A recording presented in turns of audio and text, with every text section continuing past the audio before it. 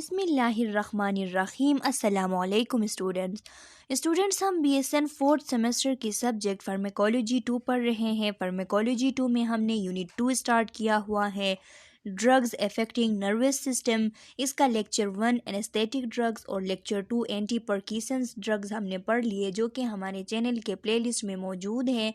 और चैनल के प्लेलिस्ट का लिंक आप लोगों को इस वीडियो लेक्चर के डिस्क्रिप्शन के एंड में मिल जाएगी, वहाँ से आप स्टडी कर सकते हैं।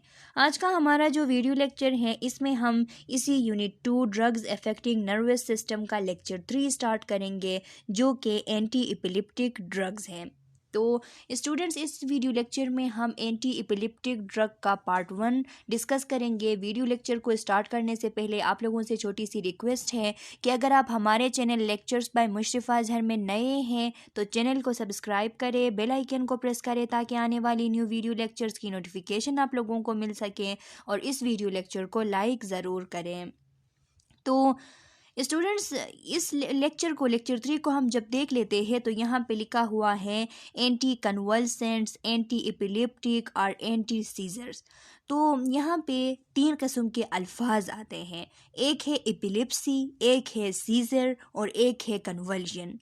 तो इनमें फ़र्क करना आप लोगों के लिए ज़रूरी है। कोई आपसे पूछ सकते हैं, इससे रिलेटेड कोई क्वेश्चन आपके जहन में आ सकती हैं। तो इसका ये होता है कि ये जो एपिलेप्सी है, एपिलेप्सी आप लोगों को पता है कि हम कहते हैं कि मिर्गी की बीमारी, या कहते हैं कि किसी को मिर्गी हुआ है। तो वो जो हम कहते हैं कि किसी को मिर्गी हुआ है या मिर्गी की बीमारी, तो उसको कहते हैं एपिलेप्सी। अब ये जो एपिलेप्सी है, ये जो मिर्गी है, इसकी एक सिम्टम है कि पेशेंट को एक साइन है कि पेशेंट को वो झटके आते हैं। तो ये जो झटके आना है, ये मिर्गी की वजह से है। मिर्गी जिस भी पेशेंट को होती है तो उसको झटके ज़रूर आते हैं। तो वो जो झटके उस पेशेंट को आते हैं, तो उन झटकों के लिए हम लफ्ज़ यूज़ करते हैं सीजर या कन्वल्जन, या फिर एक और लफ्ज़ है फिट्स। तो फिट्स, सीजर और कन्वल्जन, ये जो झटके होते हैं, इनके लिए यूज़ किया जाता है। तो यहाँ पे एपिलेप्सी के दौरान मुख्तलिफ़ किस्म के झटके जो है वो पेशेंट को आते हैं, मुख्तलिफ़ किस्म के दौरे पड़ते हैं। तो फिर इसीलिए ये जो ड्रग्स जो एपिलेप्सी के ख़िलाफ़ यूज़ होती हैं, तो इनको हम कहते हैं एंटी एपिलेप्टिक ड्रग, यानी एपिलेप्सी में ये एपिलेप्सी के ख़िलाफ़ यूज़ होते हैं। और दूसरा ये कि कोई दूसरे भी ऐसे कंडीशन हो सकते हैं, मुख्तलिफ़ किस्म के न्यूरोलॉजिकल प्रॉब्लम हो सकते हैं। फॉर एग्ज़ाम्पल, ऐसे न्यूरोलॉजिकल प्रॉब्लम जिनमें इंट्राक्रैनियल प्रेशर इंक्रीज़ होता है। तो ऐसे न्यूरोलॉजिकल प्रेशर में भी, न्यूरोलॉजिकल डिसऑर्डर्स में भी इस किस्म के सीजर्स आ सकते हैं, झटके पेशेंट को आ सकते हैं। तो उस टाइम भी हम वो झटकों को दूर करने के लिए ये ड्रग्स वहाँ पे हम यूज़ करते हैं। उन कन्वल्जन्स को ख़त्म करने के लिए हम ये ड्रग्स वहाँ पे यूज़ करते हैं। इसीलिए इनको कहा जाता है एंटी कन्वल्सेंट ड्रग, या फिर एंटी एपिलेप्टिक ड्रग, या फिर एंटी सीजर्स ड्रग। तो यहाँ पे एपिलेप्सी के दौरान मिर्गी की जो बीमारी होती है, एपिलेप्सी होती है, तो एपिलेप्सी की कोई ट्रीटमेंट नहीं है। यानी एपिलेप्सी एक पेशेंट को हो गया तो उसकी हम सिम्टमेटिक ट्रीटमेंट कर सकते हैं, उससे वो मिर्गी हम ख़त्म नहीं कर सकते। मिर्गी की कोई ट्रीटमेंट अभी तक मौजूद नहीं है। तो उसके जो सिम्टम्स है, सिम्टम्स में से सबसे जो बड़ा सिम्टम है, मेजर सिम्टम है मिर्गी का, वो सीज़र है। यही सीज़र, कन्वल्जन या फिट्स आप इसको कहते हैं, यही है।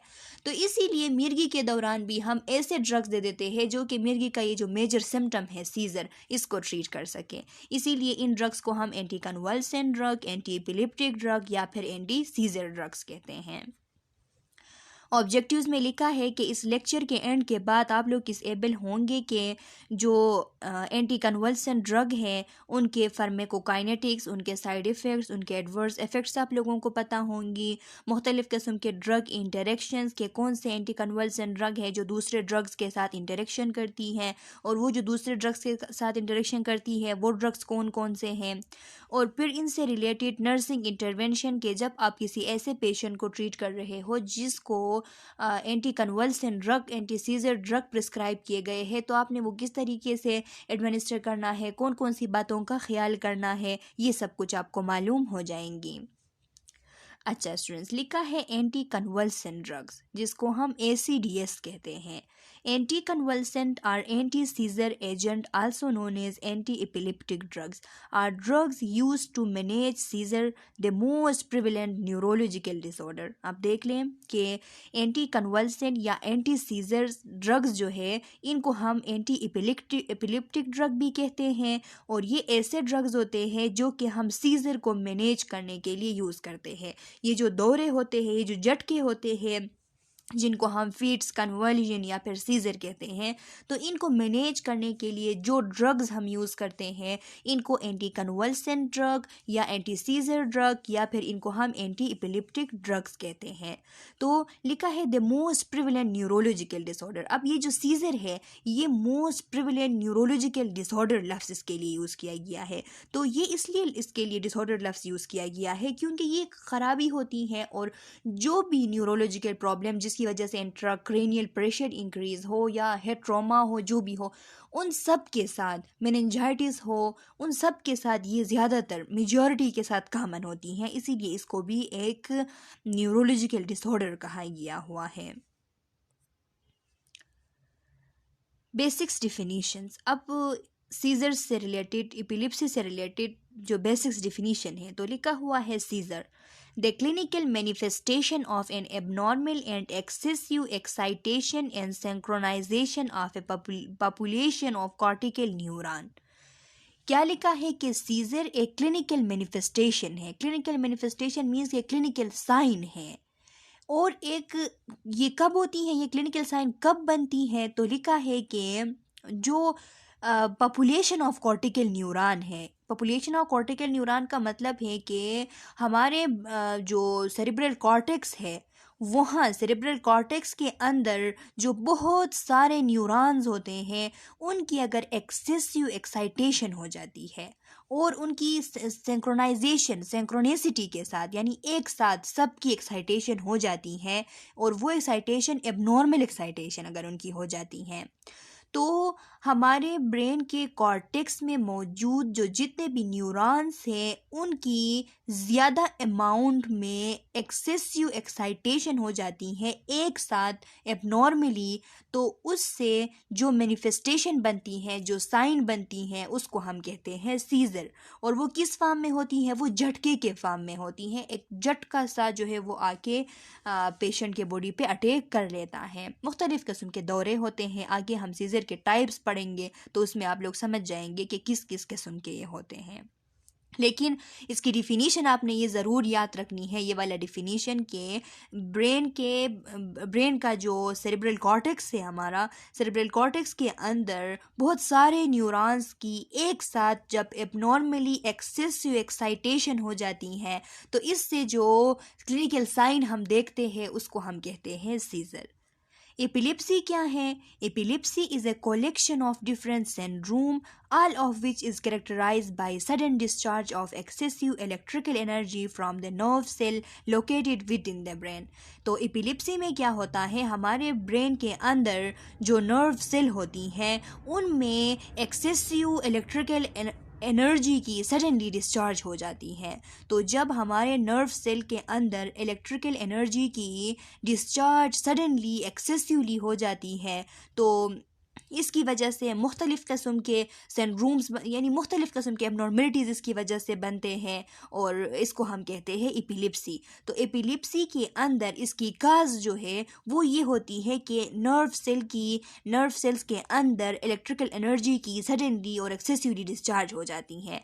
लेकिन इस सडनली एक्सेसिवली डिस्चार्ज की वजह से क्या होता है, बॉडी के अंदर कोई एक डिसऑर्डर नहीं बनती, बहुत सारे डिसऑर्डर्स बनते हैं, मल्टी सिस्टम में प्रॉब्लम आ जाती हैं। इसीलिए हम एपिलेप्सी को कहते हैं कि ये डिफरेंट सिंड्रोम की कलेक्शन है। Status epilepticus.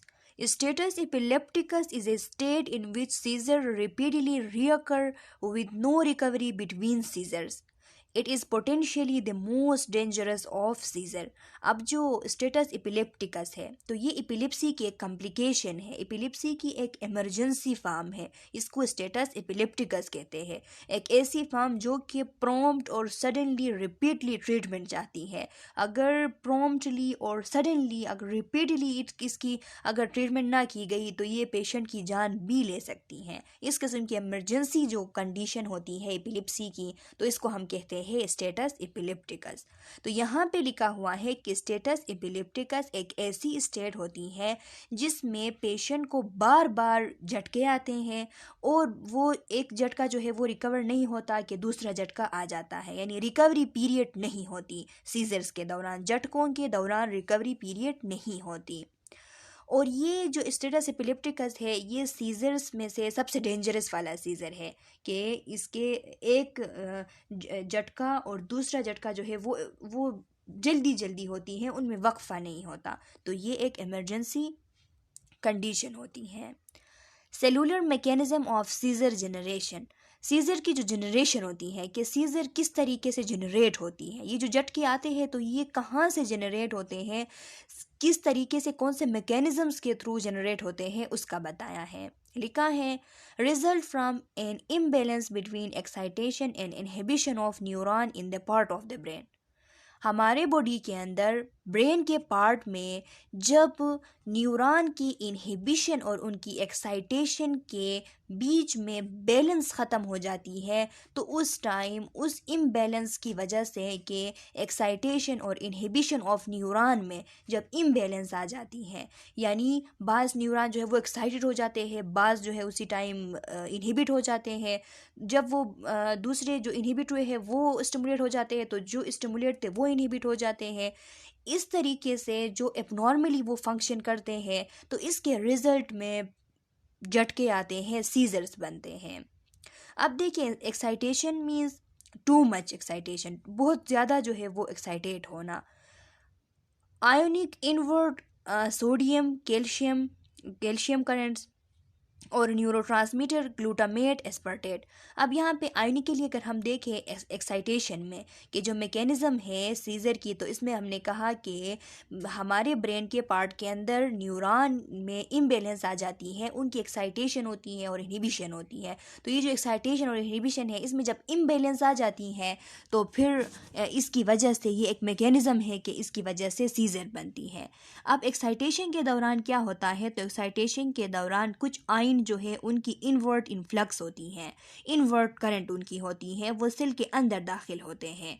तो ये न्यूरोनल सेल के अंदर जो आयन दाखिल हो जाते हैं एक्साइटेशन के दौरान वो कौन से हैं, सोडियम है और कैल्शियम है। सोडियम अंदर दाखिल होगा, कैल्शियम जब अंदर दाखिल होगा तो इससे एक्साइटेशन काज होगी।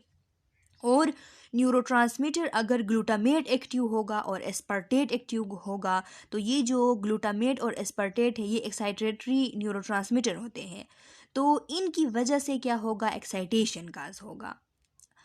और इनहिबिशन, अगर इनहिबिशन टू लिटिल हो जाए, यानी एक्साइटेशन अगर टू मच हो जाए और इनहिबिशन टू लिटिल हो जाए, तो इनहिबिशन जो है वो टू लिटिल कब होती है, तो लिखा है कि आयोनिक इनहिबिशन के दौरान क्या होती है, तो लिखा है कि ionic inward chlorine, inward chloride ion, outward potassium current, neurotransmitter GABA. अब जो इनहिबिशन होती है, इनहिबिशन में क्या होता है कि वहाँ पे जो आयन जो इनवर्ट इनफ्लक्स जिस आयन की होती है वो क्लोराइड आयन है और जो आउटवर्ड मूवमेंट होती है वो पोटाशियम की होती है और इसमें जो इनहिबिटरी न्यूरोट्रांसमीटर है वो गाबा है। अब देख लें स्टूडेंट्स के सीज़र की मैकेनिज़्म क्या है। सीज़र में इस तरह होता है कि जो एक्साइटेशन और इनहिबिशन है न्यूरॉन की उसमें इम्बैलेंस आ जाती है। इम्बैलेंस किस तरह आ जाती है, एक्साइटेशन बहुत ज़्यादा होता है और इनहिबिशन कम हो जाता है। तो ये जो चेंजेस है कि एक्साइटेशन बहुत ज़्यादा होना और इनहिबिशन बहुत ज़्यादा कम होना, तो इसकी वजह से सीजर्स बनते हैं। क्योंकि नॉर्मली इस तरह होता है हमारे ब्रेन के अंदर कि जितना एक्साइटेशन होता है उतना फिर उनकी इनहिबिशन भी होती है, और जितनी इनहिबिशन होती है फिर उनकी उतनी एक्साइटेशन भी होती है।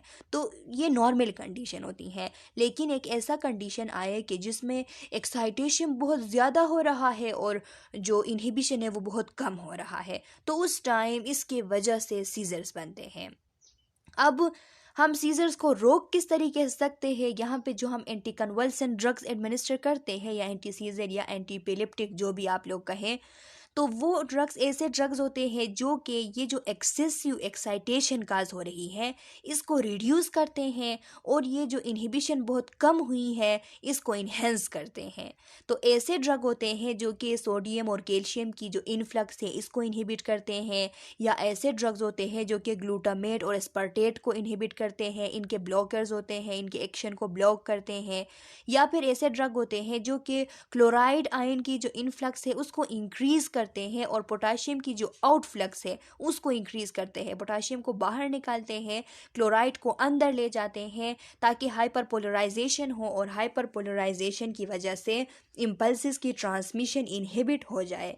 और जो न्यूरोट्रांसमीटर गाबा है, गाबा जो गामा एम्यूनोब्यूटेरिक एसिड जो है, तो ये जो इनहिबिटरी न्यूरोट्रांसमीटर है इसकी इन्हेंसमेंट हो जाती है, इसकी लेवल इंक्रीज़ हो जाती है। जब इसकी लेवल इंक्रीज़ हो जाती है तो बहुत ज़्यादा जो एक्साइटेशन है, इम्पल्स की ओवर ट्रांसमिशन है वो रुक जाती है, और कुछ हद तक इनहिबिशन काज हो जाती है, और फिर बैलेंस ठीक हो जाती है। तो फिर इससे जो सीजर्स है वो बंद हो जाते हैं। Classification of seizures. सीजर्स की क्लासिफिकेशन अब देख लें। International classification of seizures categorize seizure based on symptoms and characteristics. जो इंटरनेशनली क्लासिफिकेशन हुई है सीज़र की, तो उसमें सीज़र को कैटेगरी में तकसीम किया गया है उनके सिम्टम और उनके कैरेक्टरिस्टिक के बेसिस पे। उनके सिम्टम्स को देख के, उनके कैरेक्टरिस्टिक्स को देख के उनको कैटेगरी में तकसीम किया गया है। The two main category include, जो सबसे मेजर कैटेगरीज हैं वो क्या है? एक जनरल सीज़र है और दूसरा पार्शियल सीज़र है। जनरल सीज़र और पार्शियल सीज़र में ये जो सीज़र है ये मेजरली क्लासिफाई हुआ है। फिर जनरलाइज सीज़र क्या होती हैं? तो लिखा है कि जनरलाइज एक पार्शियल सीज़र और एक जनरलाइज सीज़र, ये आपने याद रखनी है कि मेजरली सीज़र कैटेगराइज हुआ है टू में। एक को हम कहते हैं जनरलाइज सीज़र और एक को हम कहते हैं पार्शियल सीज़र। जनरलाइज सीज़र के उसमें पूरे बॉडी के ऊपर जो है वो सीज़र्स अटैक करे तो इसको हम जनरलाइज सीज़र कहते हैं, और पार्शियल सीज़र वो सीज़र के उसमें बॉडी का जो है एक हिस्सा, एक हाफ पार्ट वगैरह, उस पे अगर अटैक हो सीज़र्स की तो इसको हम कहते हैं पार्शियल सीज़र। तो अब हम इनको डिटेल से पढ़ते हैं। लिखा है generalized seizure, these seizures are characterized by massive electrical activity that begins in one area of the brain and repeatedly spread to both hemispheres। यानी ये जो सीज़र होते हैं इसमें मेसिवली बड़े पैमाने पे इलेक्ट्रिकल एक्टिविटी स्टार्ट हो जाती है, और वो इलेक्ट्रिकल एक्टिविटी ब्रेन के किसी एक एरिया में स्टार्ट होती है और तेज़ी के साथ ब्रेन के जो दोनों हेमिस्फीयर्स हैं उसमें फैल जाती हैं। It is usually accompanied by loss of consciousness, और ये इस तरह जब सडनली पूरे ब्रेन में फैल जाती है तो फिर इसकी वजह से बंदा जो है वो कॉन्शियसनेस लॉस करता है, वो बेहोश हो जाता है। It is further classified into सब टाइप्स। आगे जनरलाइज सीज़र के और बहुत सारे सब टाइप्स हैं। वो कौन कौन से हैं? एब्सेंस सीज़र है।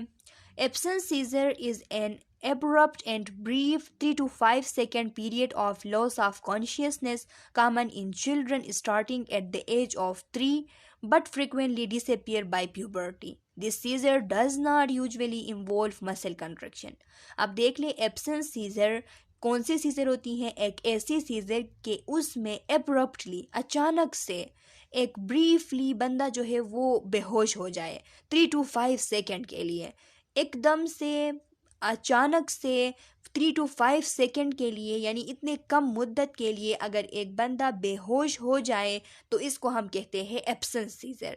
और ये ख़ास करके चिल्ड्रंस में होती हैं, और ये 3 साल के बाद स्टार्ट होती हैं। जब बच्चा 3 साल का हो जाता है तब उसमें स्टार्ट हो जाती हैं।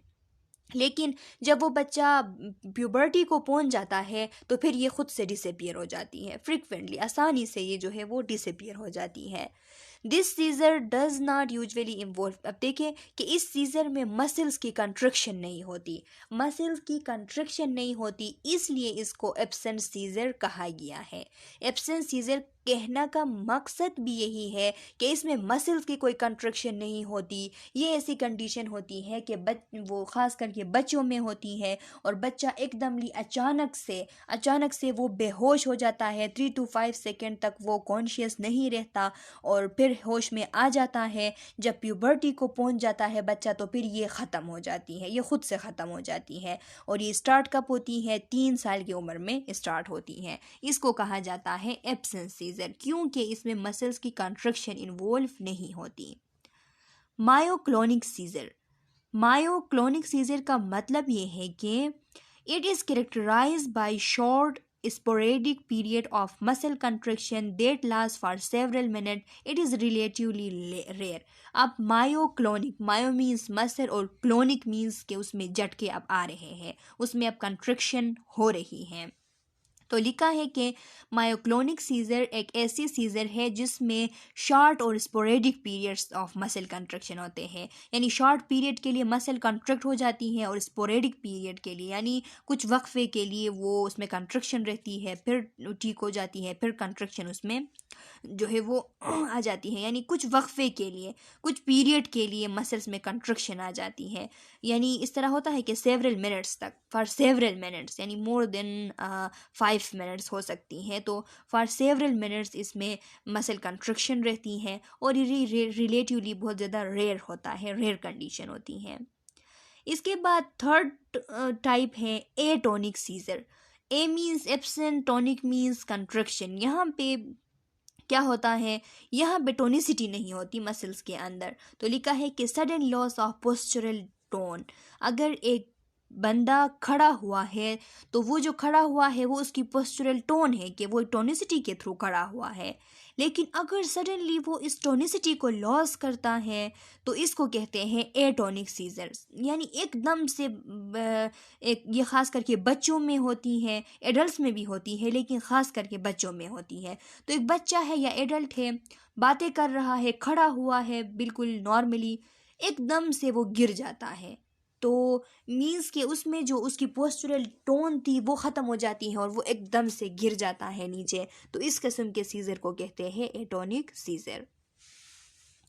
टोनिक क्लोनिक सीज़र, अब टोनिक क्लोनिक सीज़र का मतलब क्या है कि एक ऐसी सीज़र के जिसमें टोनिसिटी भी होती है, मसल कंट्रक्शन भी होती है और रिलैक्सेशन भी इसमें होती है। अब देखिए यहाँ पे जो हम मायोक्लोनिक सीज़र पढ़ रहे थे तो इसमें हमने पढ़ा कि मायोक्लोनिक सीज़र में शॉर्ट और स्पोरेडिक पीरियड होती है मसल कंट्रक्शन की, यानी सेवरल मिनट तक मसल कंट्रक्ट होते हैं और फिर रिलैक्स हो जाते हैं और ये रिलेटिवली रेयर कंडीशन होती है। अब टोनिक क्लोनिक में देख ले, it involve involuntary muscle construction tonic followed by relaxation appearing as an aggressive spasm clonic, यानी कि इसमें आप देख ले इनवॉलेंट्री मसल कंट्रक्शन स्टार्ट हो जाती हैं, यानी मसल्स में टोनिसिटी, मसल कंट्रक्शन स्टार्ट होती हैं और उस मसल कंट्रक्शन के बाद इनवॉलेंट्री मसल कंट्रक्शन आ गई एक थोड़ी सी टाइम के लिए और फिर उसके बाद रिलैक्सेशन हो जाती है उन्हीं एरियाज पे एकदम से रिलैक्सेशन,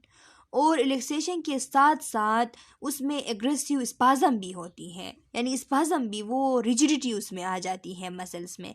तो इसके लिए हम लफ्ज़ यूज़ करते हैं क्लोनिक के, जो रिजिडिटी आती है।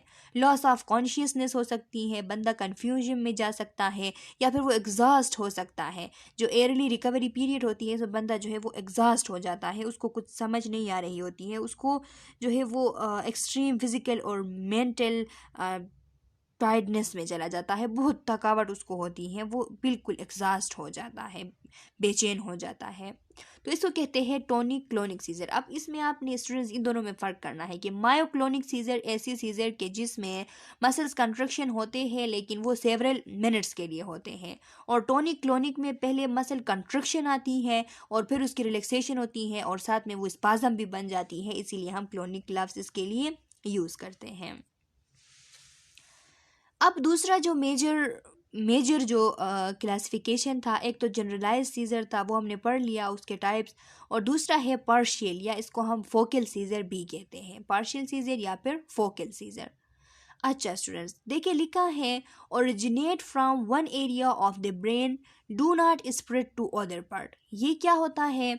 ये ब्रेन के किसी एक एरिया में ओरिजिनेट होती है और दूसरे एरिया में ये नहीं फैलती है, ये स्प्रेड नहीं होती है। It can be further classified into 3, और आगे ये 3 में फर्दर क्लासिफाई हुआ है। अब जनरलाइज सीजर की जब हम बात कर रहे थे थोड़ी देर पहले, मैंने आप लोगों को समझाया कि जनरलाइज सीजर में जो जो abnormality है, जो एक्साइटेशन है, वो ब्रेन के किसी एक हिस्से में स्टार्ट हो जाती है। ये सीजर जो है ब्रेन के किसी एक हिस्से से में बन जाती है, वहाँ से स्टार्ट होती है और पूरे ब्रेन में स्प्रेड हो जाती है, फैल जाती है। लेकिन ये पार्शियल और फोकल सीजर इस तरह नहीं होता। ये किसी ब्रेन के किसी एक एरिया से स्टार्ट होती है लेकिन स्प्रेड नहीं करती, दूसरे पार्ट में नहीं जाती, उसी एरिया तक महदूद रहती हैं। इसको हम कहते हैं पार्शियल या फोकल सीजर्स। इसके टाइप्स में फर्स्ट वन है simple partial seizure, occurs in a single area of brain and may involve a single muscle movement or sensory alteration। यानी सिंपल पार्शियल सीजर एक ऐसी कंडीशन के जिसमें ब्रेन के किसी सिंगल एरिया में स्टार्ट हो जाए और कोई एक सिंगल मसल मूवमेंट या कोई एक सिंगल सेंसरी अल्टरेशन आ जाए, सेंसरी चेंजेस आ जाए, या कोई सिंगल मसल मूवमेंट जो है उसमें प्रॉब्लम आ जाए, तो इसको हम कहते हैं partial seizure, simple partial seizure, के ब्रेन के सिंगल एरिया में स्टार्ट होता है और इसकी वजह से कोई एक सिंगल मसल मूवमेंट या फिर कोई एक सेंसरी अल्टरेशन आ जाती है। इसको सिंपल पार्शियल सीजर कहा जाता है। कॉम्प्लेक्स पार्शियल सीजर, अब कॉम्प्लेक्स नाम देख के ही आप समझ गए होंगे कि इसमें थोड़ा सा जो है वो कोई कॉम्प्लेक्सिटी मौजूद है। occurs by late teenage years and involve a series of reaction or emotional changes and complex sensory changes, hallucination, mental distortion, loss of consciousness and loss of social inhibition। यानी ये टीनी एजर्स जो होते हैं, teen age के जो लोग होते हैं, उनमें ज़्यादातर ये पाई जाती है कम्प्लेक्स पार्शियल सीजर। इसमें बहुत सारे रिएक्शंस, बहुत सारे इमोशनल चेंजेस स्टार्ट हो जाते हैं। इमोशनल चेंजेस और सीरीज़ ऑफ रिएक्शन का मतलब ये है कि जो कम्प्लेक्स सेंसरी चेंजेस होती हैं कि उनको हेलुसिनेशन होती हैं, उनको ऐसी चीज़ें नज़र आती हैं, ऐसी चीज़ें सुनाई देती हैं जो कि रियल में होती नहीं है। मेंटल डिस्टॉर्शन होता है, उनकी मेंटलिटी जो है वो डिस्टॉर्ट कर जाती है, यानी फंक्शन कंप्रोमाइज़ उसकी हो जाती है। कॉन्शियसनेस की लॉस होती है और सोशल इनहिबिशन की लॉस होती है, यानी वो बिल्कुल जो है लॉस ऑफ सोशल इनहिबिशन हो जाता है। तो ये कम्प्लेक्स पार्शियल सीजर के साथ एसोसिएटेड है। मोटर चेंजेस में include involuntary urination, chewing motion and diarrhoea. और जो मोटर चेंजेस होते हैं इसमें मोटर चेंजेस भी आते हैं, और मोटर चेंजेस की वजह से इनवॉलेंट्री यूरिनेशन हो सकती हैं, यानी मोटर सिस्टम सही तरीके से काम नहीं कर रहा तो ब्लडर मसल्स जो है वो अपने मर्जी के मालिक हो गए हैं, इसलिए इनवॉलेंट्री यूरिनेशन हो रही है। चीविंग मोशन मीन्स कि वो पार्शियल सीजर के अंदर चीविंग मोशन करते हैं वो पेशेंट्स। चीविंग मोशन मीन्स कि इस तरह लगता है कि च्युइंगम को वो चबा रहे हैं मुंह के अंदर, इस तरह वो अपने दांतों को चबा रहे होते हैं, और डायरिया भी उनको होती हैं। अब देखिए स्टूडेंट्स, पार्शियल फोकल सीजर की एक और टाइप है सेकेंडरीली जनरलाइज सीजर। तो इसको हम क्यों सेकेंडरीली जनरलाइज सीजर कहते हैं? तो लिखा है बिगेंस फोकली। ये पार्शियल की टाइप इसलिए है क्योंकि ये किसी एक फोकल जगह पे स्टार्ट हो जाती हैं, किसी एक पार्ट पे, with or without focal neurological symptom, या इसकी कोई न्यूरोलॉजिकल सिम्टम हो सकती है या फिर कोई न्यूरोलॉजिकल सिम्टम नहीं भी हो सकती हैं। तो ये बेसिकली जो है वो फोकली स्टार्ट हो जाता है किसी एक एरिया पे। Variable symmetry, intensity and duration of tonic stiffening and clonic jerking phase. यानी इसमें वेरिएबल सिमेट्री होती है, मुख्तलिफ सिमेट्री इसमें होती है वेरिएबल काइंड, कि इसमें जो टोनिक और क्लोनिक जो फेज़ है, तो टॉनिक और क्लोनिक फेज जो है उसमें सिमेट्री का भी वेरिएबल उसमें आती है, इंटेंसिटी भी उसकी वेरिएबल होती है, ड्यूरेशन भी वेरिएबल होती है। तो ये जो जितनी चीज़ें हैं, यानी इसमें जो टॉनिक है उस मीन्स के उसमें स्टिफनिंग और क्लोनिक जो है उसमें जर्किंग फेज। टॉनिक को हम कहते हैं स्टिफनिंग फेज और क्लोनिक को हम कहते हैं जर्किंग फेज। तो इसमें क्या होता है कि variable symmetry, intensity and duration of tonic and clonic phases. तो क्लोनिक और टॉनिक फेजेस जो है उसकी सिमेट्री, उसकी इंटेंसिटी, उसकी ड्यूरेशन जो है वो वेरिएबल होती हैं, चेंजेबल होती हैं, चेंज होती रहती हैं। Typical duration up to 1 to 2 minutes, और इसकी टिपिकल ड्यूरेशन जो है 1 to 2 मिनट्स है। 1 to 2 मिनट्स में ये फिर ठीक हो जाती है, लेकिन कभी कभार से ज़्यादा टाइम भी ले सकती हैं। पोस्टिक्टल कन्फ्यूजन। पोस्टिक्टल कन्फ्यूजन का मतलब क्या है कि ये एक ऐसा पीरियड के जिसमें सीजर जो है वो सबसाइड हो जाते हैं और ख़त्म हो जाते हैं, और ख़त्म होने के बाद जब पेशेंट अपने बेस लाइन को रिटर्न हो जाता है, तो बेस लाइन पे रिटर्न होने के बाद उसकी जो उसके अंदर ब्रेन के अंदर जो कन्फ्यूजन सी होती है, जो लिथर्जी सी होती है, तो इसको कहते हैं पोस्टिक्टल कन्फ्यूजन।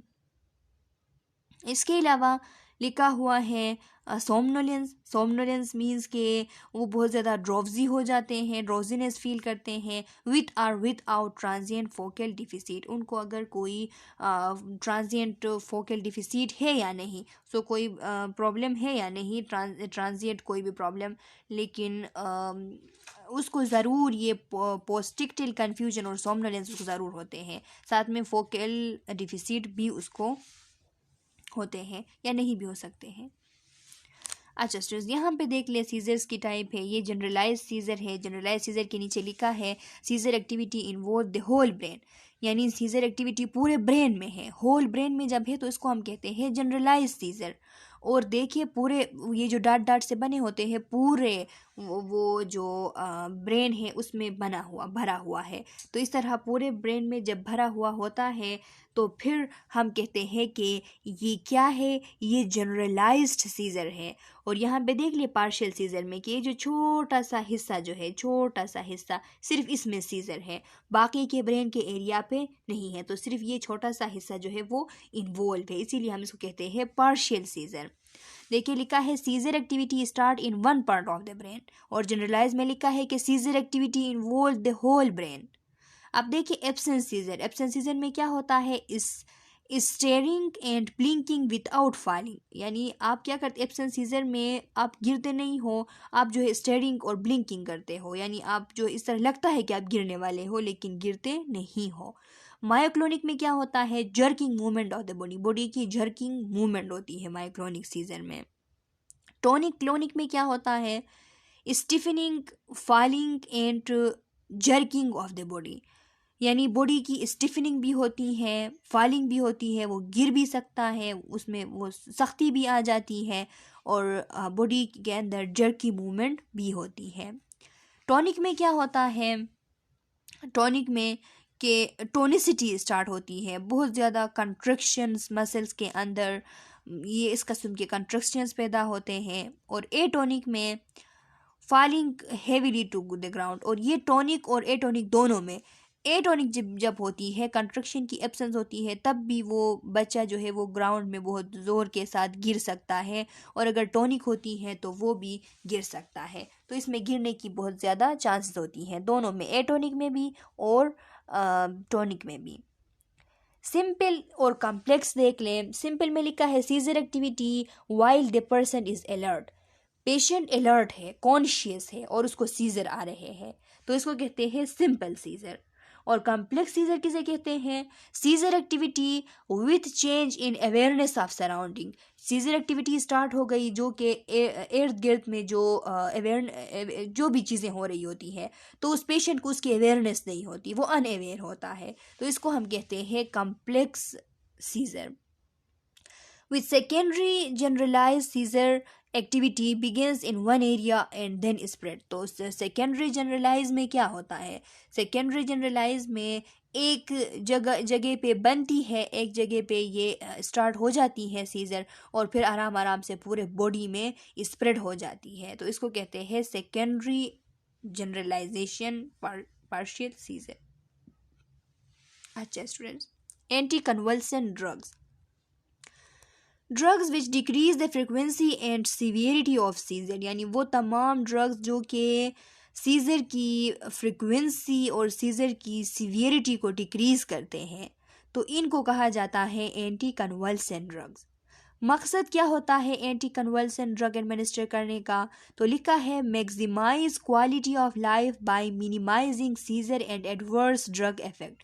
लाइफ की क्वालिटी को मैक्सिमम लेवल तक पहुंचाना और सीजर और जो दूसरे ड्रग इफेक्ट्स है उसको मिनिमाइज करना, उसको कम करना, ये हमारा मकसद होता है। Classification of anti convulsion drugs. तो क्लासिफिकेशन में दो किस्म की क्लासिफिकेशन है इनकी, एक को हम क्लासिकल क्लासिफिकेशन कहते हैं और एक को हम न्यूवेर कहते हैं, यानी क्लासिकल ड्रग्स या फिर न्यूवेर ड्रग्स। तो क्लासिकल ड्रग्स ऐसे ड्रग्स है स्टूडेंट्स के, ये बहुत पहले ज़माने से ये इनका पता चला है, इनका पता किया हुआ है कि ये ड्रग्स कन्वल्शंस को ट्रीट करने के लिए हैं। और न्यूवेर जो है वो अभी जो ड्रग्स रिसेंटली बने हुए हैं उनको कहते हैं न्यूवेर एंटी कन्वल्सन ड्रग्स। तो जो क्लासिकल एंटी कन्वल्सन ड्रग्स होती हैं इनमें ताकत भी इतना ही होता है, ये ट्रीट भी अच्छी तरीके से करती है, लेकिन साइड इफ़ेक्ट भी इतना ही होता है। ये बहुत ज़्यादा ड्राउजीनेस काज करते हैं जो क्लासिकल एंटी कन्वल्सन ड्रग्स है, और जो न्यूवेर एंटी कन्वल्सन ड्रग्स है वो इतना ज़्यादा इफ़ेक्टिव भी नहीं होते और इतना ज़्यादा वो ड्रोजीनेस भी काज नहीं करते। तो जो क्लासिकल ड्रग्स हैं इनमें फिनिटोइन शामिल है, फिनोबार्बिटाल शामिल है, प्रिमिडोन शामिल है, कार्बामेजेपिन शामिल है, इथोसुक्सिमाइड शामिल है और वाल्पोरेट जो कि वाल्पोरिक एसिड के नाम से आता है ये शामिल हैं। ये जितने भी ड्रग्स हैं जिसे हम वाल्पोरिक एसिड, ये ब्रांच नेम इपिवाल के नाम से आता है। सबसे कॉमन एंटी कन्वल्सन ड्रग है वाल्पोरिक एसिड या फिर इपिवाल, इसकी ब्रांच नेम इपिवाल होती है। अब देखिए जो न्यूवेर ड्रग है, तो न्यूवेर ड्रग्स में लेमोट्राइजीन है, फेल्बेमेट है, टोपिरेमेट है, गाबापेंटीन है, टिगाबाइन है, इसके अलावा विगाबेट्रीन है, ऑक्सीकार्बेजेपिन है, इसके अलावा लिविटाइरेसिटम है और फास्फेनोटोइन है। तो ये जितने भी ड्रग्स हैं ये न्यूवेर ड्रग्स हैं जो कि जिनमें ड्रोजीनेस भी कम होती है और जिनका इफेक्ट भी क्लासिकल के कंपैरिजन में कम होती हैं।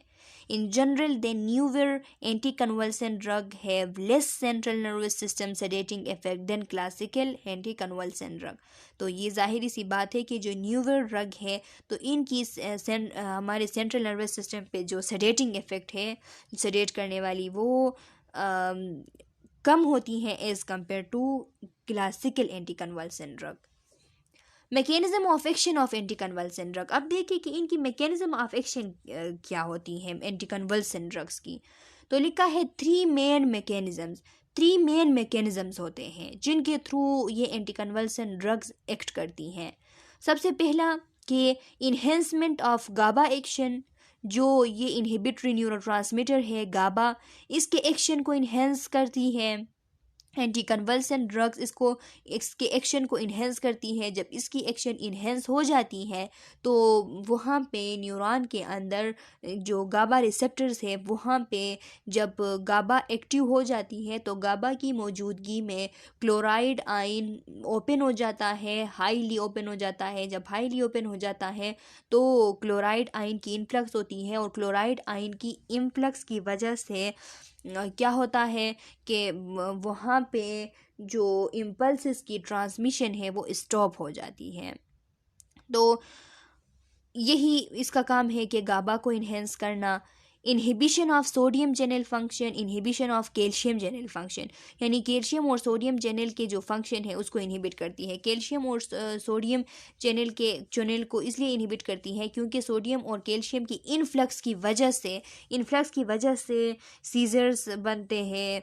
इनकी अगर बहुत ज़्यादा इन्फ्लक्स हो गई तो उस वजह से वो जो एक्साइटेटरी न्यूरोट्रांसमीटर्स का एक्साइटेड होना और फिर मुख्तलिफ़ किस्म के जो सीजर्स बनते हैं, कन्वर्जन्स आते हैं, तो वो इसी वजह से होती हैं। अब देखें, other mechanism include inhibition of glutamate release and block of glutamate receptor, या इस तरह भी कर सकते हैं, ये एंटी कन्वल्सन ड्रग के ग्लूटामेट रिसेप्टर के रिलीज़ को इनहिबिट करते हैं। ऐसे भी ड्रग है जो कि ग्लूटामेट रिसेप्टर्स जो है उनको इनहिबिट करती हैं, या फिर उनके रिसेप्टर्स को ब्लॉक करती हैं, या फिर ग्लूटामेट ख़ुद को ही उसके रिलीज़ को इनहिबिट करती है। तो यही मैकेनिज्म्स ऑफ एक्शन होती हैं एंटी कन्वल्सन ड्रग्स की।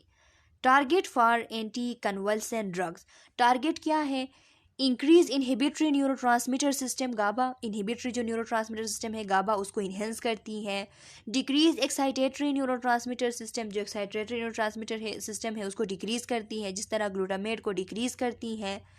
Block voltage gated inward positive current, जो इनवर्ट पॉजिटिव करंट है, सोडियम है, कैल्शियम है, उसकी जो वोल्टेज गेट होते हैं उनको इन्वर्टली ब्लॉक कर देती हैं।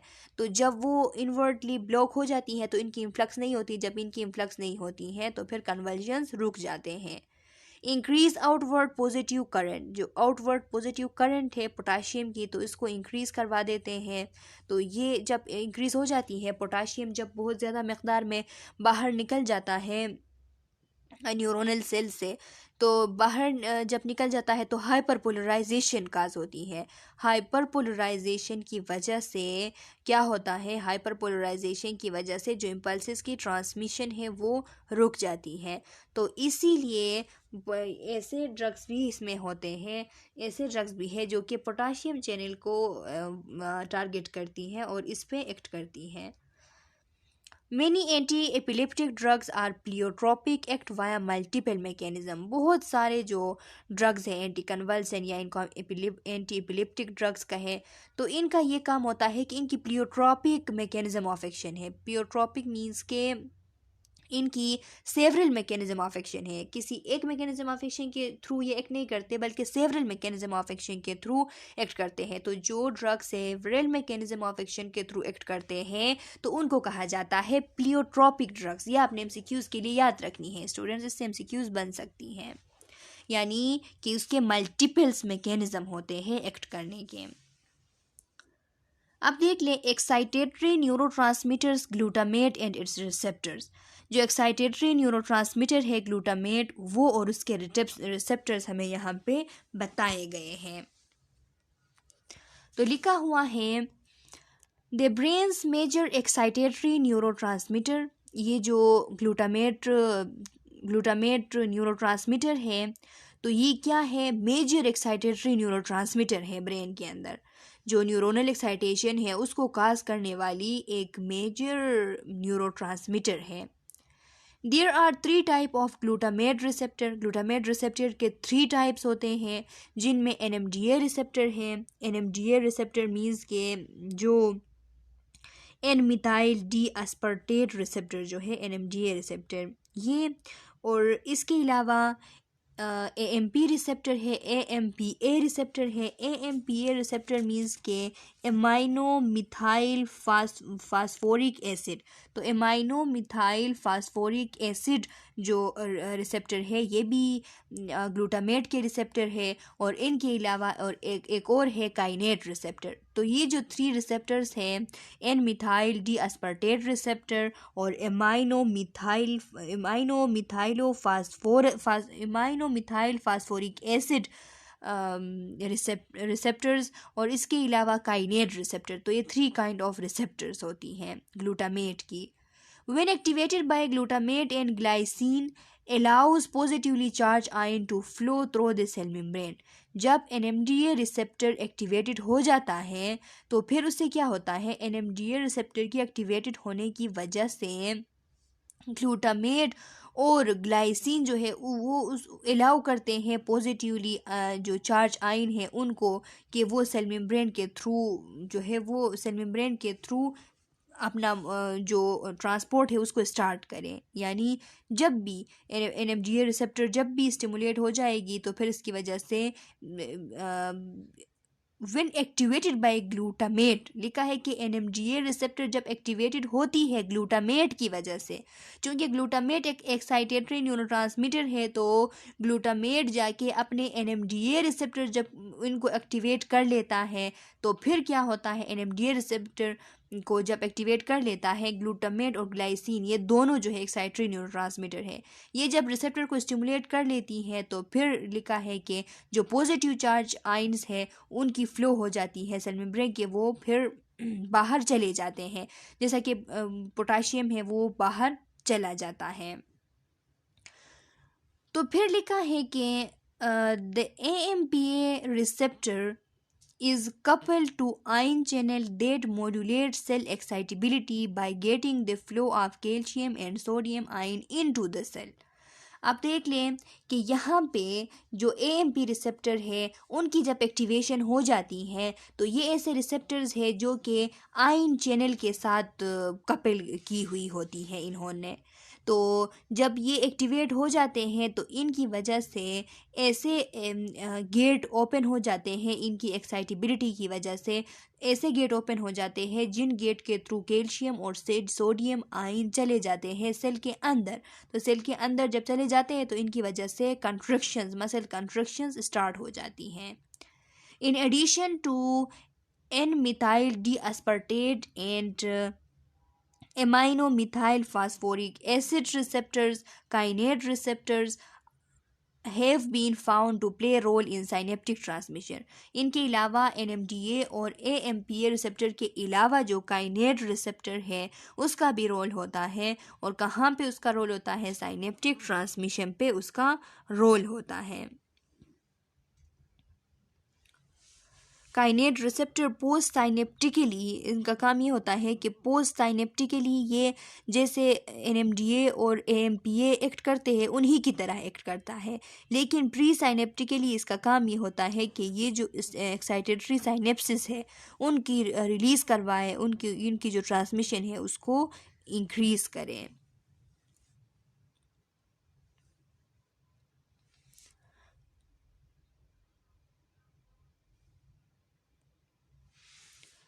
Glutamate receptor as anti convulsion drugs target. आप देखें कि यहाँ पे हमने जितनी भी बातें कर ली कि जब NMDA रिसेप्टर जो है वो जब स्टिमुलेट हो जाती है, एक्टिवेट हो जाती है, ग्लूटामेट और ग्लाइसिन उसको एक्टिवेट कर लेती हैं, तो फिर पॉजिटिव चार्ज आयन जो है उनकी फ़्लो इंक्रीज़ हो जाती है सेल मेम्ब्रेन के थ्रू। जब AMPA रिसेप्टर स्टिमुलेट हो जाती हैं तो उसके थ्रू जो चैनल है सोडियम की और कैल्शियम की वो ओपन हो जाती है और इनकी इनफ्लक्स हो जाती है और जो है कंट्रक्शन स्टार्ट हो जाती हैं। इसके अलावा काइनेट की वजह से भी जो ट्रांसमिशन है वो स्टार्ट हो जाती है।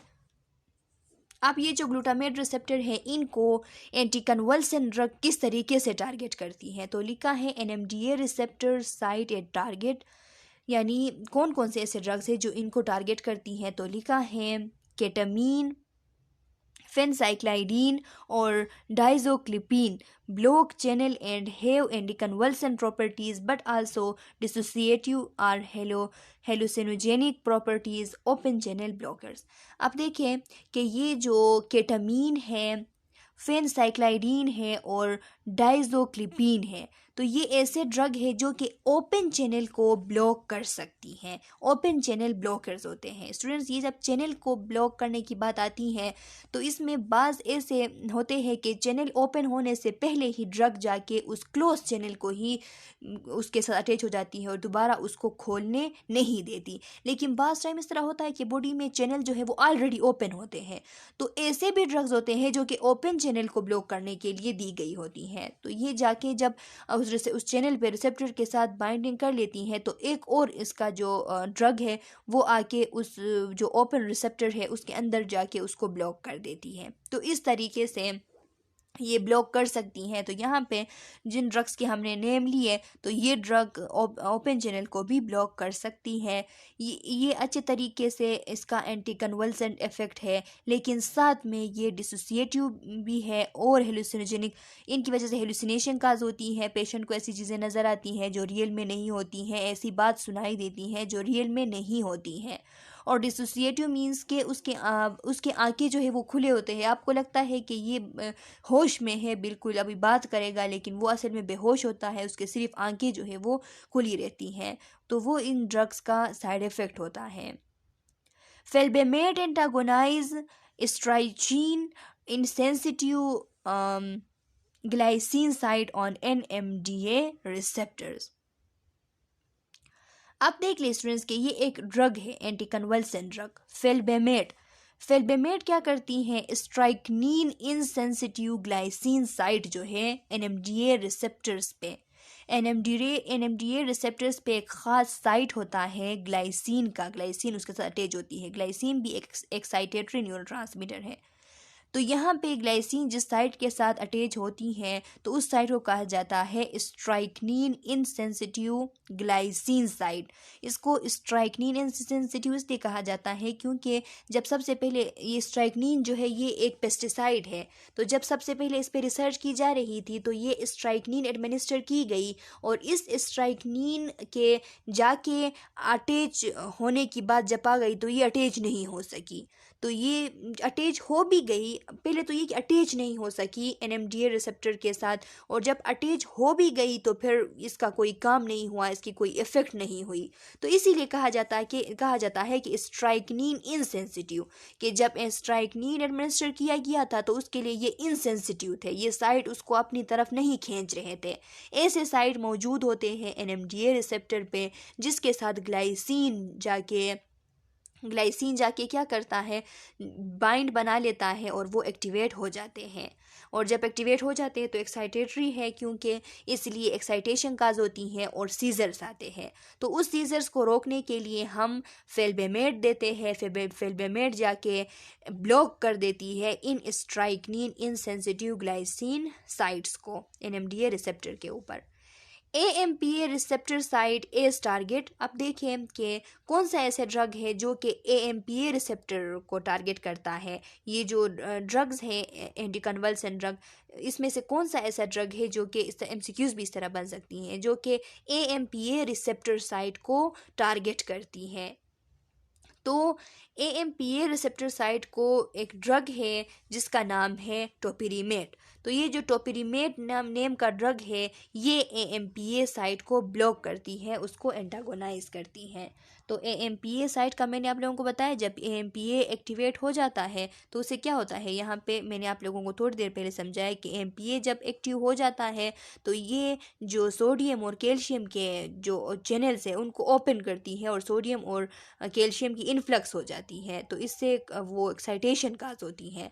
तो जब हम AMPA इनहिबिटर्स दे देते हैं, AMPA receptor site as a target हम दे देते हैं ड्रग टोपिरेमेट, तो टोपिरेमेट क्या करती है, AMPA साइट को ब्लॉक करती है। AMPA साइट जब ब्लॉक होता है तो कैल्शियम और सोडियम चैनल ओपन नहीं होते, कैल्शियम और सोडियम चैनल ओपन नहीं होते तो इनकी इन्फ्लक्स नहीं होती, इनकी इन्फ्लक्स जब नहीं होती तो फिर एक्साइटेशन भी नहीं होती है। Inhibitory neurotransmitter GABA, major inhibitory neurotransmitter in the central nervous system. Central nervous system में सबसे मेजर जो इनहिबिटरी न्यूरोट्रांसमीटर है वो GABA रिसेप्टर है, GABA न्यूरोट्रांसमीटर है।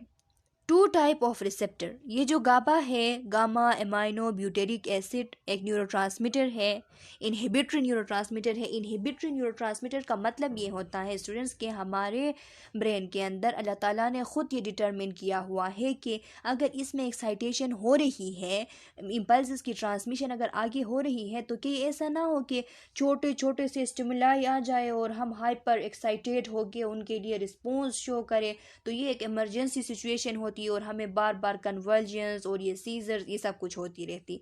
तो इसको दूर करने के लिए हमारे ब्रेन के अंदर नेचुरली इनहिबिटरी न्यूरोट्रांसमीटर्स भी मौजूद होते हैं जो कि ब्रेन के इस एक्साइटेशंस को वक्फे वक्फे से कम करते रहते हैं।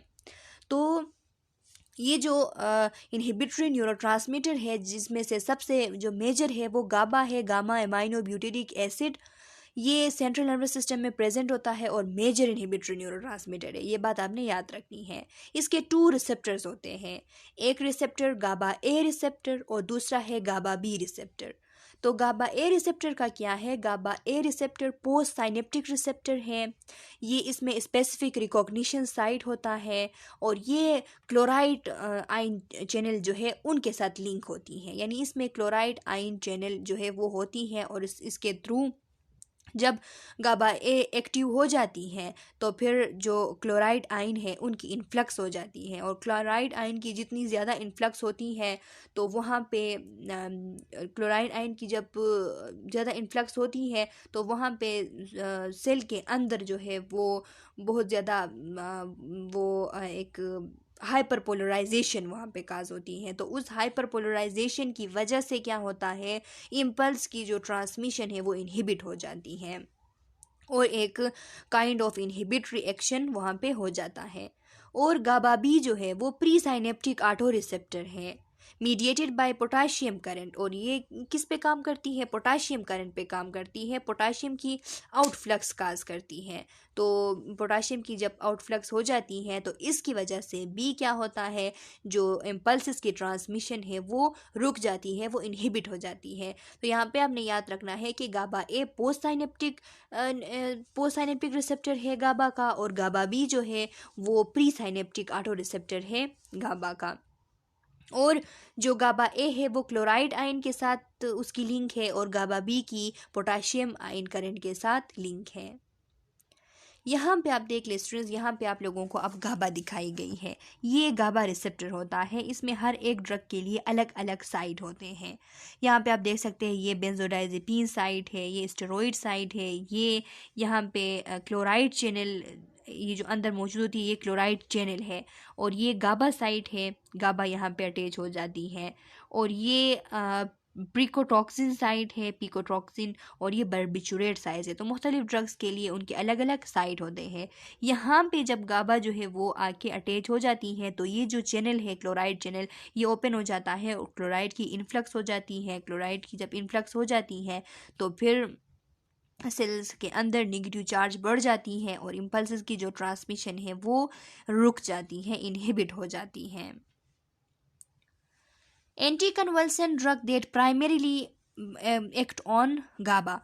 अब वो एंटी कन्वल्सन ड्रग जो कि प्राइमरीली बुनियादी तौर पे गाबा पे एक्ट करती हैं वो कौन कौन से हैं? तो वो बेंजोडाइजेपीन्स हैं, जिसमें डायजेपाम है, क्लोनाजेपाम है। ये क्या करते हैं? Increase frequency of GABA mediated chloride channel opening. ये जो गाबा की वजह से क्लोराइड चैनल की ओपनिंग है उसको मज़ीद इंक्रीज कर देते हैं, उसकी फ्रिक्वेंसी को बढ़ाते हैं। जब हम बेंजोडाइजेपीन्स दे देते हैं तो फिर गाबा की मौजूदगी में क्लोराइड आयन की जो इनफ्लक्स है वो मज़ीद बढ़ जाती है, बहुत ज़्यादा फ्रिक्वेंटली उसकी इनफ्लक्स होती है। जितनी फ्रिक्वेंटली उनकी इनफ्लक्स होगी उतना सेल के अंदर नेगेटिव चार्ज बढ़ जाना और इम्पल्सिस की ट्रांसमिशन जो है वो स्टॉप हो जाना। बार्बिचुरेट्स हैं, बार्बिचुरेट्स में फिनोबार्बिटाल है, प्रिमाइडोन है या प्रिमिडोन जो भी कहे आप। तो ये जो बार्बिचुरेट्स है, फिनोबार्बिटाल या प्रिमिडोन, तो ये भी क्या करती हैं? प्रोलोंग गाबा मीडिएटेड क्लोराइड चैनल ओपनिंग। ये जो गाबा की वजह से क्लोराइड चैनल की ओपनिंग होती है इसको प्रोलोंग कर देते हैं। तो जितना प्रोलोंग टाइम के लिए गाबा मीडिएटेड क्लोराइड चैनल ओपन होगा उतना क्लोराइड की इन्फ्लक्स होगी, और जितना क्लोराइड की इन्फ्लक्स होगी उतना ही क्या होगा, जितना क्लोराइड की इन्फ्लक्स होगी तो उतना ही इम्पल्सिस की ट्रांसमिशन रुक जाएगी। Some blockage of voltage dependent sodium channel.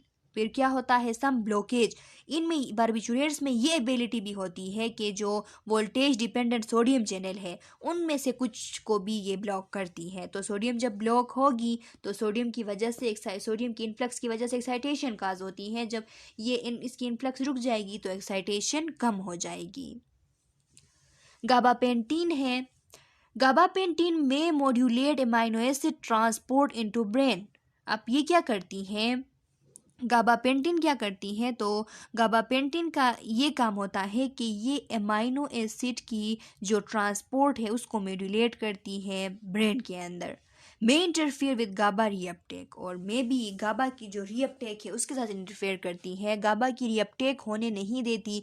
जब गाबा की रीअपटेक रोक देती है तो फिर क्या होता है कि गाबा की मकदार ज़्यादा हो जाती है, और गाबा की मकदार जितनी ज़्यादा होती है उतना ही अपने रिसेप्टर के साथ अटैच होता है और क्लोराइड आयन की इन्फ्लक्स काज करता है, जिससे इम्पल्सिस की ट्रांसमिशन रुक जाती है।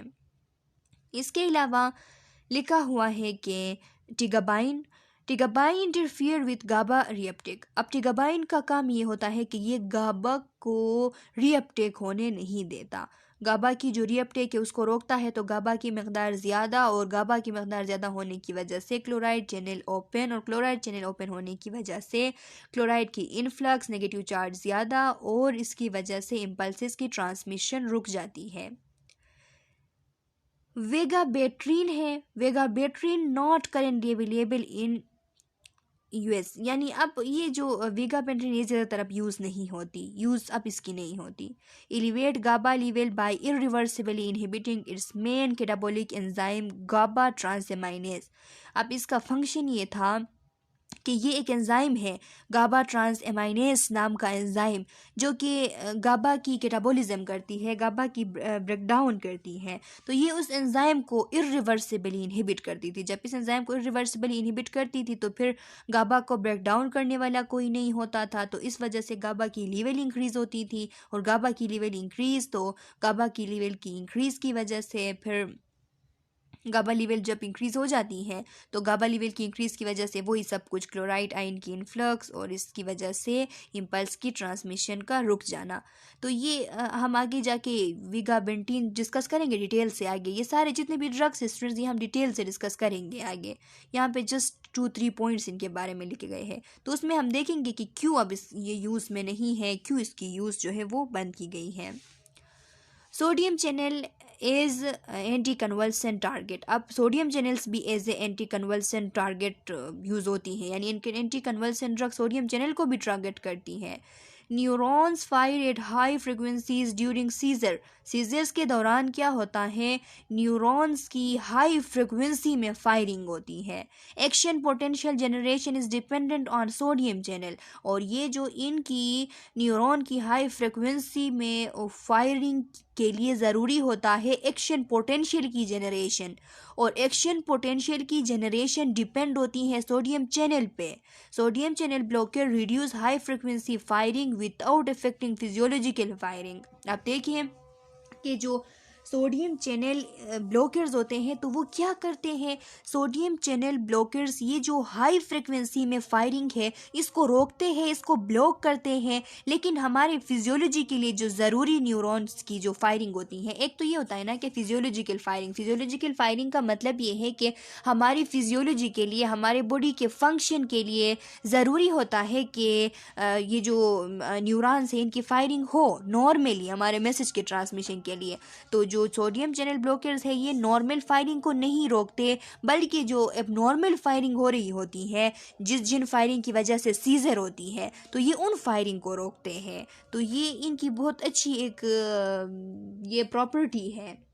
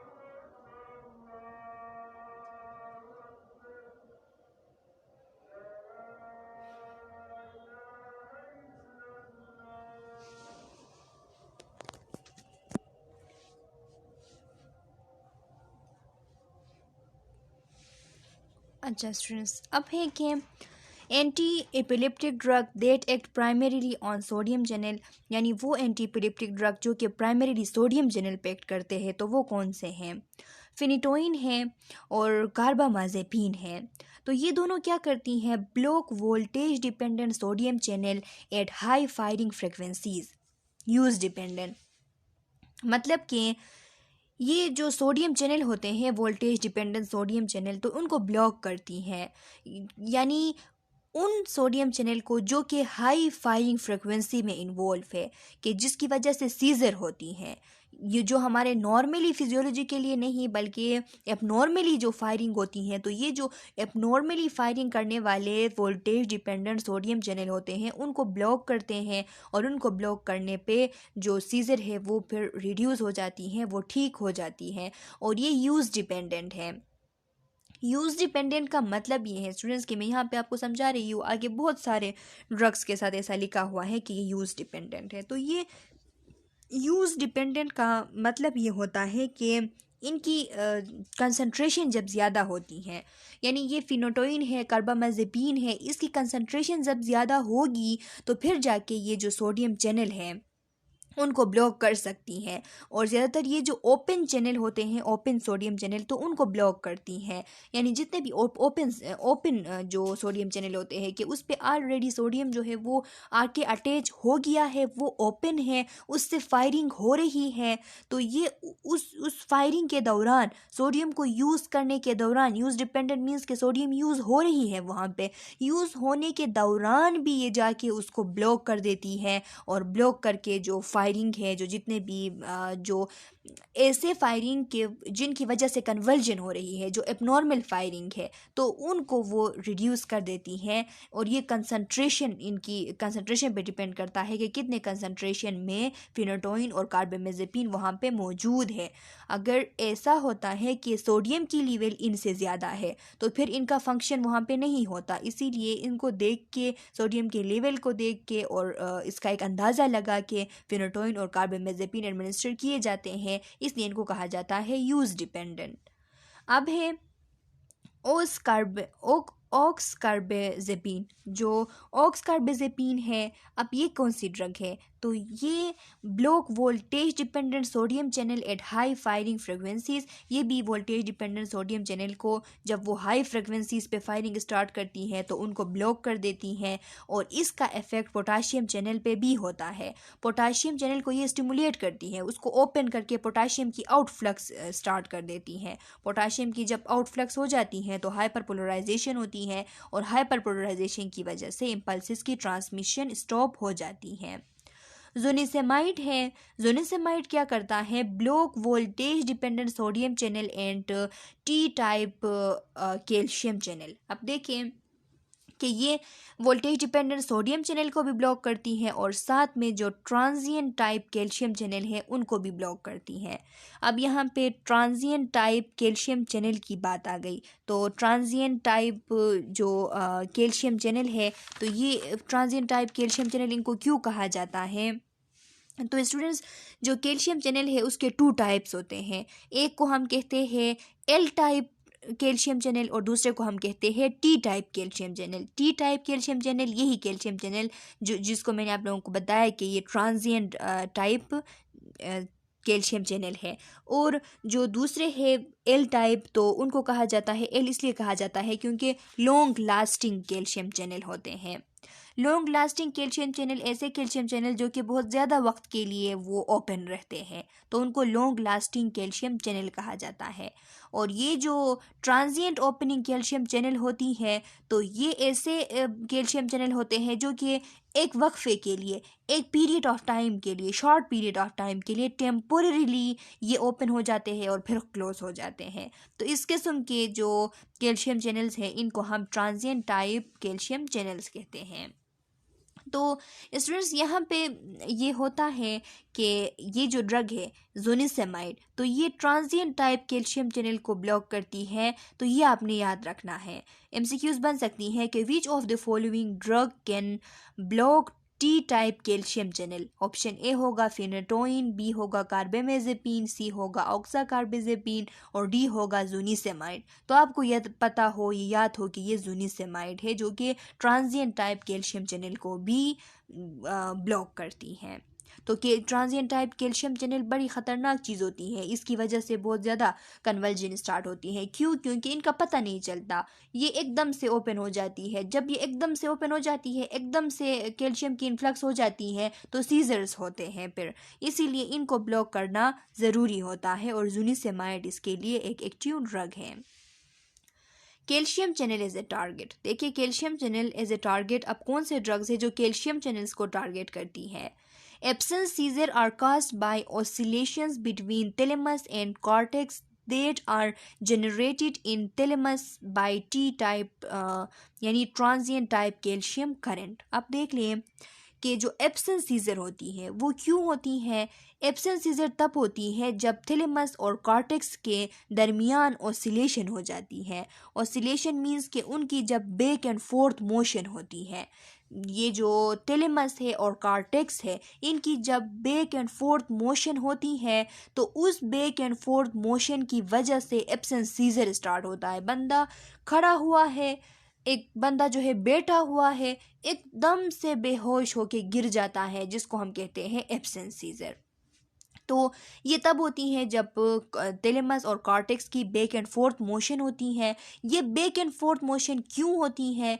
क्योंकि इसमें जो टी टाइप कैल्शियम चैनल्स है वो ओपन हो जाते हैं और कैल्शियम की जो इन्फ्लक्स है वो स्टार्ट हो जाती है। तो एकदम से ट्रांजिएंट टाइप ये जो कैल्शियम चैनल है, इनका ओपन होना और एकदम से कैल्शियम की इन्फ्लक्स फिर इनका बंद हो जाना, तो फिर इसकी वजह से बैक एंड फोर्थ मोशन होती है थैलेमस और कॉर्टेक्स की, जिसकी वजह से एब्सेंस सीजर्स बनते हैं। तो इथोसॉक्सेमाइड जो है, अब यहाँ पे ज़ुनिसेमाइड बी ट्री टाइप के कैल्शियम चैनल को ब्लॉक करती है, लेकिन जो इथोसॉक्सेमाइड है is a specific blocker of T-type currents and is highly effective in treating absence seizure। अब देख ले, इससे ज़रूर MCQs बन सकती है। अगर इस स्लाइड से MCQs बनाया गया है तो यही MCQs उठाया जा सकता है यहाँ से कि वो कौन सी ऐसी ड्रग है जो कि स्पेसिफिक T-type करंट ब्लॉकर है। तो स्पेसिफिक जो transient type calcium channel blocker है वो इथोसॉक्सेमाइड है, जो कि एब्सेंस सीजर को ट्रीट करने के लिए हाईली इफेक्टिव ड्रग मानी जाती है। अब यहाँ पे जो ज़ुनिसेमाइड है ये भी टी टाइप कैल्शियम चैनल को ब्लॉक करती है, लेकिन ये स्पेसिफिकली करती है, इथोसॉक्सेमाइड स्पेसिफिकली करती है। अब अगर MCQs बन गई कि which one of the drug is use to treat absence seizure which block the T type calcium channel या T type calcium current specifically, और ऑप्शन ए होगा आपके साथ के ऑप्शन ए होगा वो फिनेटोइन है, बी होगा ज़ुनिसेमाइड है, सी होगा इथोसॉक्सेमाइड है और डी होगा नॉन ऑफ अबाउट। तो फिर आपने ऑप्शन सी इथोसॉक्सेमाइड सेलेक्ट करनी है, क्योंकि स्पेसिफिकली इथोसॉक्सेमाइड जो है वो टी टाइप कैल्शियम चैनल को ब्लॉक करती है। What about potassium channel? अब देख ले पोटाशियम चैनल पे कौन से ड्रग्स है जो कि पोटाशियम चैनल पे एक्ट करते हैं। तो लिखा है potassium channel have important inhibitory control over neuronal firing in the central nervous system, repolarize membrane to end action potential. इसमें क्या होता है, पोटाशियम चैनल की भी एक इम्पोर्टेंट इनहिबिटरी रोल होती है न्यूरोनल फायरिंग में सेंट्रल नर्वस सिस्टम के अंदर। यानी न्यूरोनल फायरिंग जो है उनको कंट्रोल करने के लिए पोटाशियम का भी इसमें अहम रोल होता है, अहम इनहिबिटरी रोल होता है। जो न्यूरोनल फायरिंग है उसको इनहिबिट करती है। किस तरीके से इनहिबिट करती है? जब पोटाशियम की आउटफ्लक्स हो जाती है, तो पोटाशियम की आउटफ्लक्स का क्या मतलब है, रीपोलराइजेशन हो जाती है। तो रीपोलराइजेशन जब हो जाती है तो एक्शन पोटेंशियल जो है वो ख़त्म हो जाती है। एक्शन पोटेंशियल को एंड करने के लिए रीपोलराइजेशन हो जाती है। तो इसीलिए लिखा है कि potassium channel agonist would decrease hyper excitability in brain. Brain के अंदर जो हाइपर एक्साइटेबिलिटी है, जिसकी वजह से सीजर्स आ रहे हैं, पेशेंट को कन्वल्जन आ रहे हैं, तो उसको डिक्रीज करने के लिए हम पोटाशियम चैनल एगोनिस्ट दे सकते हैं, जो कि पोटाशियम चैनल को ओपन करे, पोटाशियम की आउटफ्लक्स हो, रिपोलराइजेशन हो, और जो एक्शन पोटेंशियल है वो एंड हो जाए, वो ख़त्म हो जाए, जिसकी थ्रू हाइपर एक्सिबिलिटी रिड्यूस हो जाएगी। So far the only anticonvulsant drug with non action on potassium channel is valproate Epival. आप देख ले, अब ये एमसीक्यूज है कि यानी बहुत से ड्रग्स है, लेकिन उनमें से जो एंटी कन्वल्सन ड्रग्स में से जो एक ड्रग जो कि वेल नोन है कि वो पोटाशियम चैनल पे एक्ट करता है, पोटाशियम चैनल को ओपन करता है, वो वल्पोरेट है, जिसे हम इपिवाल के नाम से आता है। इपिवाल इसका ब्रांड नेम है, वल्पोरिक एसिड भी इसको कहते हैं। ये सबसे कॉमन ड्रग है। ये आपने ज़रूर वल्पोरिक एसिड से रिलेटेड कोई ना कोई एमसीक्यू ज़रूर आपके पेपर में आएगी, इस इपिवाल को आपने ज़रूर याद रखना है। तो ये जो वल्पोरिक एसिड और इपिवाल है, ये इसके मल्टीपल एक्शंस है। ये सोडियम चैनल पे भी एक्ट करता है, ये दूसरे चैनल्स पे भी एक्ट करता है। हम पढ़ेंगे इपिवाल को आगे, हम डिटेल से पढ़ेंगे, इसी लेक्चर में है। लेकिन ये बात आप याद रखें कि ये पोटाशियम चैनल पे भी एक्ट करता है। और इसके अलावा रिटिगेबाइन है। अब हम अगर रिटिगेबाइन को देखें तो फिर इसके लिए लिखा है कि is a novel anticonvulsant drug in clinical trials that act on the specific type of voltage dependent potassium channel.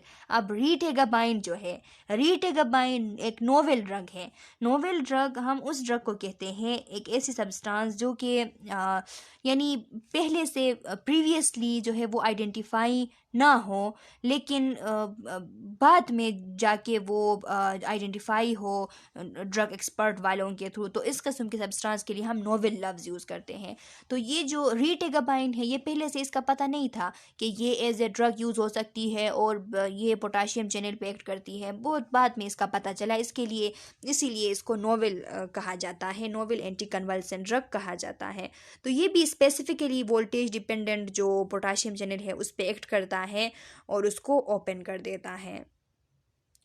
अच्छा स्टूडेंट्स, अब देख लें प्लियोट्रोपिक एंटीकन्वल्सेंट ड्रग्स। प्लियोट्रोपिक एंटीकन्वल्सेंट ड्रग्स यानी वो एंटीकन्वल्सेंट ड्रग्स जिनके मल्टीपल एक्शंस होते हैं, जिनके मल्टीपल मैकेनिज्म ऑफ एक्शंस होते हैं। तो वो कौन कौन से हैं? सबसे पहला है फेल्बेमेट। फेल्बेमेट के किस किस्म के यानी कौन कौन से इसके एक्शन है प्लियोट्रोपिक? तो लिखा है कि block voltage dependent sodium channel at high firing frequencies, यानी जिन सोडियम चैनल के थ्रू हाई फायरिंग फ्रिक्वेंसीज यानी हाई फ्रिक्वेंसी में फायरिंग हो रही है न्यूरॉन्स की, इम्पल्सिस की, तो उसको फेल्बेमेट ब्लॉक करती है। फेल्बेमेट एनएमडीए रिसेप्टर को भी कंट्रोल करती है, उसको भी एनएमडीए रिसेप्टर को भी एक्टिवेट होने नहीं देती, जो कि एक एक्साइटेटरी न्यूरोट्रांसमीटर है, न्यूरोट्रांसमीटर रिसेप्टर है, इसको भी एक्टिवेट होने नहीं देती। इसके अलावा लिमोट्रिगीन है। लिमोट्रिगीन जो है इसका क्या काम है? तो block voltage dependent sodium channel at high firing frequencies, यानी सोडियम चैनल पे भी एक्ट करता है। May interfere with pathologic glutamate release, inhibit calcium channel. जो ग्लूटामेट की पैथोलॉजिक रिलीज होती है, यानी हाई मकदार में इसकी जो रिलीज होती है, तो ग्लूटामेट वो रिसेप्टर है, वो न्यूरोट्रांसमीटर है जो कि एक्साइटेटरी है, बहुत एक्साइटेशन काज करती है। तो इसकी जो पैथोलॉजिकल रिलीज है उसके साथ भी इंटरफियर करती है, उसको रोकती है, उसको उस तरह पैथोलॉजिकली उसको रिलीज होने नहीं देती, और कैल्शियम चैनल को भी इनहिबिट करती है। तो लिमोट्रिगीन जो है इसके 3 एक्शंस हो गए और फेल्बेमेट के 2 एक्शंस हो गए। अब टोपिरेमेट है। टोपिरेमेट सोडियम चैनल पे भी एक्ट करती हैं, वहाँ से जो एक्स्ट्रा फायरिंग्स है उनको ब्लॉक करती हैं। ये गाबा रिसेप्टर के फ्रिक्वेंसी को भी इन्हेंस करती है, जिसके थ्रू क्लोराइड चैनल ओपन हो जाते हैं। और इसकी अलग अपनी साइट होती है। टोपिरेमेट की बेंजोडाइजेपीन्स वाली साइट नहीं होती गाबा रिसेप्टर पे, इसकी अलग साइट होती है, अपनी अलग साइट होती है, वहाँ पे जाके अटैच हो जाती हैं। तो इसकी भी 2 एक्शंस हो गए कि 2 मैकेनिज्म ऑफ एक्शन के थ्रू ये जो एपिलिप्सी है, जो कन्वर्जेंस है, उसको कंट्रोल करती हैं। 2 नहीं है, 3 है। देखिए एक और भी है कि antagonise glutamate action at AMP और काइनेट रिसेप्टर सब टाइप, काइनेट रिसेप्टर के सब टाइप पे या AMPA रिसेप्टर के सब टाइप पे एक्ट करती हैं और ग्लूटामेट के एक्शन को भी ब्लॉक करती हैं। तो इसके भी 3 मैकेनिज्म ऑफ एक्शन हो गए जिनके थ्रू ये as a anti convulsant drug, as a epileptic drug काम करती हैं। अब देखिए वल्पोरेट है, तो वल्पोरेट के सबसे ज़्यादा है। वल्पोरेट के 4 मैकेनिज्म ऑफ एक्शन है एपिवाल के, जो कि इन 4 मैकेनिज्म ऑफ एक्शन के through as a epileptic drug, as a anti convulsant drug use होती हैं। तो वो 4 कौन से हैं? सबसे पहला ये कि गाबा ट्रांसमिशन को भी ये इन्हेंस करती हैं, यानी गाबा रिसेप्टर जो है उसके ट्रांसमिशन को इन्हेंस करती हैं, जिसके थ्रू क्लोराइड चैनल ओपन हो जाते हैं, क्लोराइड की इन्फ्लक्स हो जाती है। क्लोराइड की इन्फ्लक्स की वजह से सेल के अंदर, न्यूरोनल सेल के अंदर नेगेटिव चार्ज, और उस नेगेटिव चार्ज की वजह से इम्पल्स की ट्रांसमिशन रुक जाती है। इसके अलावा ये sodium channel, voltage dependent sodium channel को भी ब्लॉक करती हैं, और ये पोटाशियम चैनल को ऑगमेंट करती हैं, उसको पोटाशियम चैनल को ओपन रखती हैं ताकि पोटाशियम की आउटफ्लक्स हो, रिपोलराइजेशन हो और एक्शन पोटेंशियल एंड हो जाए, और ये जो एक्साइटेशन है ये कम हो जाए। और टी टाइप कैल्शियम करंट जो है, ट्रांजिएंट टाइप कैल्शियम करंट, उसको भी ब्लॉक करती है। जो ट्रांजिएंट टाइप कैल्शियम की एंट्री है उसको भी ब्लॉक करती हैं। यानी वल्पोरेट इपिवाल के 4 मैकेनिज्म ऑफ एक्शन है जिसके थ्रू ये as a anti convulsant drug use होती हैं।